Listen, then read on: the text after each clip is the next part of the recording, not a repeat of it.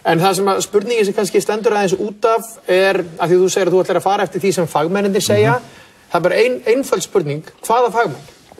Já, sko, það náttúrulega þessir, við bjuggum til þetta kerfi, rammaáætlun, tókum upp eftir Norðmönnum, kannski mistókst okkur einhverju leyti, allavega virtist þessi rammaáætlun keyra út í skurð hjá síðustu ríkisstjórn, það voru pólitísk inngrip, kannski einhverju vísbendingar það núna að þeir sérfræðingar sem hafa unnið þessum, að þeir telji sig líka verið pólitík og geti skrifað greinar og barist fyrir sínum skoðunum.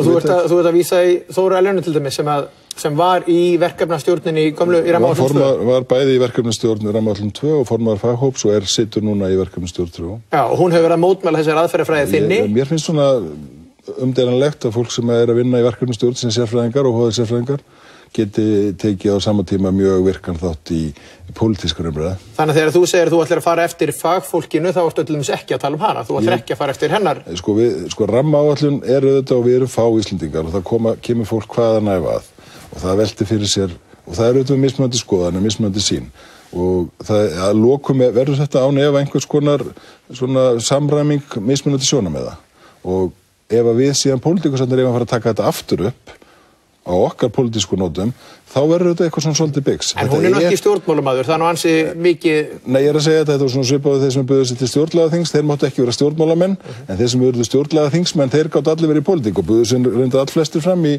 vor. Þetta svolítið undarleg umræða, en sko rammaáætlunarferlið þannig að það sett inn í hóp fagmanna, það unnið í góðan tíma, einhver faghópar, rannsóknir og annað, svo kemur einhver niðurstaða, það síðan ráðgefandi tillaga sem fer til þingsins, eftir hún búin að fara í umsagnarferli, framkvæmdarvaldið leggur hana síðan inn til þingsins og þar það þingið sem tekur ákvörðun. Þannig að stuttasvarið þú ætlar bara að fá nýja fagmenn til þess að fara eftir. Það rammaáætlun 3 sem sagt hafin og það sem hefur komið mörgum á óvart að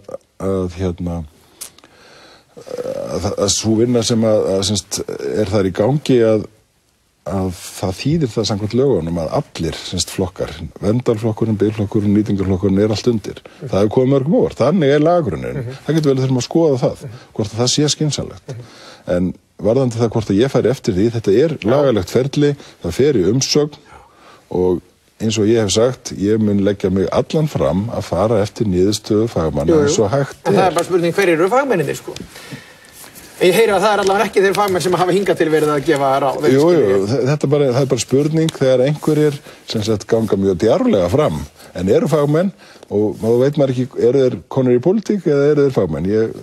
Það alltaf umræði sem maður tekur hérna. Hvenær fagmaður fagmaður? Hvenær fagmaður? Hvenær óháði álitsgjafinn sem varaþingmaður í einhverju flokki eða búin að vera að berjast í einhverju flokki, hvenær hann óháður fagmaður og hvenær hann stjórnmálamaður? Þetta vandi okkur Íslendinga, við erum fá og þetta oft erfitt. Þetta klárlega ekki að síðast sem við heyrum þetta, en takk fyrir komuna og skýr svör. Takk sem leiðis.